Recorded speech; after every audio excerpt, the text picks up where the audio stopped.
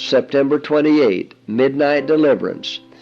In a moment shall they, the wicked, die, and the people shall be troubled at midnight, and pass away, and the mighty shall be taken away without hand. Job 34:20. God has always chosen extremities when there seemed no possible chance for deliverance from Satan's workings for the manifestation of his power. It is at midnight that God manifests his power for the deliverance of his people. The sun appears shining in its strength. Signs and wonders follow in quick succession. The wicked look with terror and amazement upon the scene, while the righteous behold with solemn joy the tokens of their deliverance. Everything in nature seems turned out of its course. The streams cease to flow.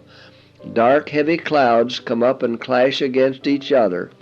In the midst of the angry heavens is one clear space of indescribable glory, whence comes the voice of God like the sound of many waters, saying, "It is done." Revelation 16:17. The powers of heaven will be shaken at the voice of God. Then the sun, moon, and stars will be moved out of their places. They will not pass away, but be shaken by the voice of God. Dark, heavy clouds came up and clashed against each other.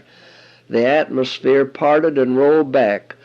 Then we could look up through the open space in Orion, whence came the voice of God.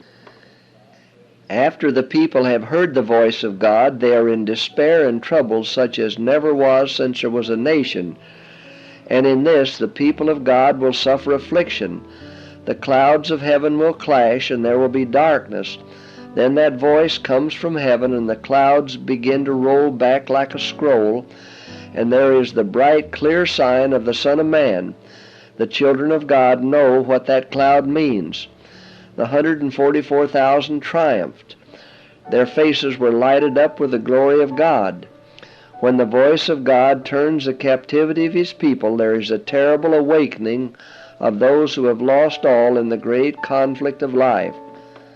The day of wrath to the enemies of God is the day of final deliverance to his church.